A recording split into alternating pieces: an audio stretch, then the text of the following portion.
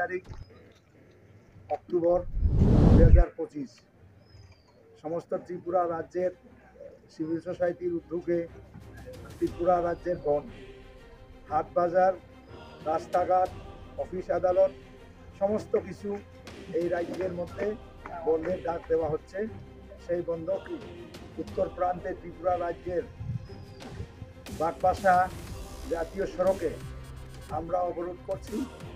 যেই দাবির মধ্যে ত্রিপুরা রাজ্যে যে ভারতবর্ষের হোম মিনিস্টার প্রশাসনিক যে বাইরে থেকে অবৈধভাবে প্রবেশকারী ভারতে ওনাদেরকে চিহ্নিত করে নিজ নিজ রাজ্যে নিজ নিজ দেশে পাঠানোর যে সিদ্ধান্ত আজ পর্যন্ত এটা ত্রিপুরা রাজ্যে চালু হয়নি। এর প্রতিবাদে আজকে আমরা এই রাস্তা বন্ধ করতে যাচ্ছি, ত্রিপুরা বন্ধে করতে যাচ্ছি।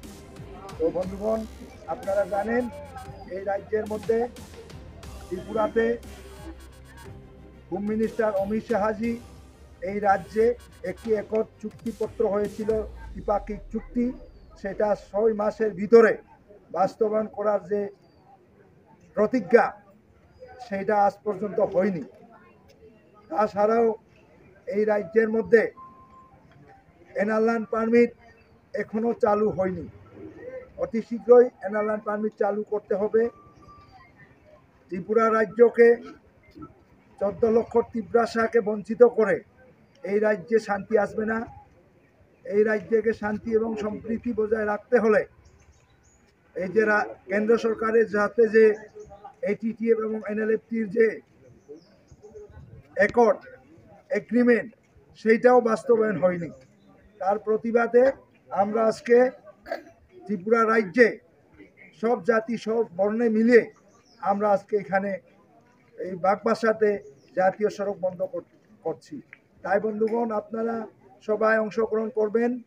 এই রাজ্যের শান্তি এবং সম্প্রীতি বজায় রাখতে ভারতের সংবিধান অনুসারে কোনো জাতি এবং ধর্মের বিরুদ্ধে নয়, কোনো রাজনীতির বিরুদ্ধে নয়, কোনো পার্টির বিরুদ্ধে নয়, আমরা ত্রিপুরা রাজ্যের ভারতের নাগরিক হিসাবে আমাদের মৌলিক অধিকার এবং বাঁচার অধিকার, তার প্রতিবাদে আমরা ভারতের সংবিধান অনুসারে যে আমাদের আর্টিকেল 2 এবং 3 মাধ্যমে যে আমাদের রাজ্যের যে দাবি, এই ভারতের সংবিধানকে এই রাজ্যের মধ্যে অতি শীঘ্রই সেটা আমাদের রাজ্যে চালু করতে হবে সেই আইন।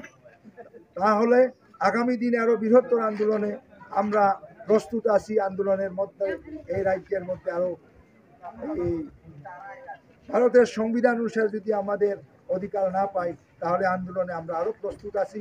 তাই বন্ধুগণ, আজকুর যে স্ট্রাইক সাফল্য হচ্ছে যে আমি আপামর জনসাধারণ ত্রিপুরাবাসীকে আমি আন্তরিক শ্রদ্ধা এবং সংগ্রামী অভিনন্দন জ্ঞাপন করছি। সবাইকে নমস্কার।